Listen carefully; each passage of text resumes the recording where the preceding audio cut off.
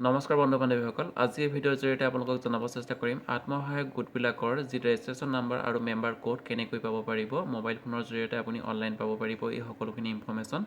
আৰু এতিয়া অসম চৰকাৰৰ ফালৰ পৰা আত্মসহায়ক গোটবিলাকৰ কাৰণে 10,000 টকাকৈ প্ৰত্যেকগৰাকী মেম্বাৰক দিছে আৰু তাৰ বাবে ফৰ্ম ফিল আৰম্ভ হৈছে আৰু সেই ফৰ্ম ফিলৰ কাৰণে আপোনালোকক ৰেজিষ্ট্ৰেশ্যন নাম্বাৰ আৰু মেম্বাৰ কোড প্ৰয়োজন হ'ব আৰু এই ইনফৰমেশ্যনখিনি আপুনি মোবাইল ফোনৰ জৰিয়তে ল'ব পাৰিব সো আজি এই ভিডিঅ'টোত সকলোখিনি প্ৰচেছ জনাম কেনেকৈ আপুনি ইনফৰমেশ্যনখিনি পাব পাৰিব ভিডিঅ'টো শেষলৈকে চাই থাকিব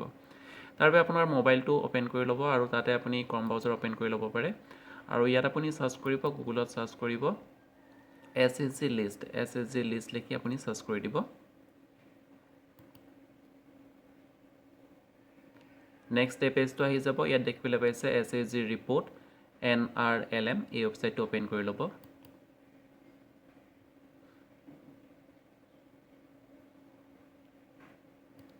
আৰু নেক্সট এই পেজটো আহি যাব ইয়াত সিলেক্ট কৰিব ষ্টেট তাৰপিছত আপুনি ইয়াত ডিস্ট্ৰিক্ট সিলেক্ট কৰিব লাগিব কোনটো ডিস্ট্ৰিক্টৰ হয় আপোনাৰ যিটো ডিস্ট্ৰিক্ট হয় সেই ডিস্ট্ৰিক্টটো সিলেক্ট কৰি ল'ব নেক্সট আপুনি সিলেক্ট কৰিব লাগিব ব্লক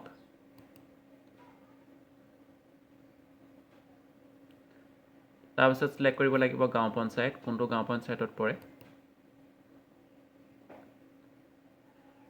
আৰু তাৰপিছত সিলেক্ট কৰিব লাগিব আপোনাৰ গাঁওখন আৰু নেক্সট আপুনি দেখিবলৈ পাব আপোনাৰ গোটবিলাকৰ নাম আপোনাৰ গাঁৱত কিমানটা গোট আছে সকলো গোটবিলাকৰ নাম আপুনি দেখিবলৈ পাব আৰু তাত চেক কৰিব আপোনাৰ গোটৰ নামটো কোনটো যিটো গোটৰ নাম হয় তাত আপুনি ক্লিক কৰিব আৰু গোটৰ নামত ক্লিক কৰাৰ লগে লগে সকলোখিনি ইনফৰমেশ্যন আপুনি দেখিবলৈ পাব আৰু আপুনি কি সিলেক্ট কৰিছিলে সেই ইনফৰমেশ্যনখিনি আপুনি ওপৰত দেখিবলৈ পাব তাৰপিছত দেখিবলৈ পাইছে আপোনাৰ গোটটোৰ নাম দেখিবলৈ পাব আৰু লগতে ৰেজিষ্ট্ৰেশ্যন নাম্বাৰ ৰেজিষ্ট্ৰেশ্যন আইডি আপুনি ইয়াত দেখিবলৈ পাব ৰেজিষ্ট্ৰেশ্যন আইডি আৰু তাৰপিছত দেখিবলৈ পাইছে ইয়াত কিমান চনত বিল্ড হৈছিলে যিটো গোট হয় সেই গোটটো কিমান চনত বনোৱা হৈছিলে কিমান তাৰিখে বনোৱা হৈছিলে আৰু তাৰপিছত দেখিবলৈ পাইছে কোনটো বেংকত একাউণ্ট আছে সেই একাউণ্ট কোনটো বেংকত আছে পাঞ্জাৱ নেশ্যনেল বেংক ইয়াত দেখিবলৈ পাইছে আৰু যদি আপুনি বেলেগ বেংকত একাউণ্ট খুলিছিলে সেইটো বেংক দেখিবলৈ পাব লগতে ইয়াত আকৌ ইনফৰমেশ্যন দেখিবলৈ পাব একাউণ্ট কেতিয়া অপেন কৰা হৈছিলে বেংক একাউণ্ট সেইটো আপুনি ইয়াত দেখিবলৈ পাব আৰু তললৈ লিষ্ট দেখিবলৈ পাব মেম্বাৰ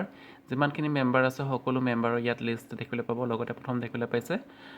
মেম্বাৰৰ আইডি মেম্বাৰ কোড দেখিবলৈ পাইছে এই কোডটো আপোনাক প্ৰয়োজন হ'ব যেতিয়া আপুনি ফৰ্ম ফিল কৰিব মেম্বাৰ কোড প্ৰয়োজন হ'ব ইয়াত প্ৰত্যেকৰে মেম্বাৰ কোড বেলেগ বেলেগ হয় ইয়াত দেখিবলৈ পাব লগতে মেম্বাৰৰ নাম দেখিবলৈ পাব আৰু ফাদাৰ আৰু হাজবেণ্ডৰ নাম আপুনি ইয়াত দেখিবলৈ পাব আৰু জেণ্ডাৰ ইয়াত আৰু কেটাগৰী ইয়াত দেখিবলৈ পাব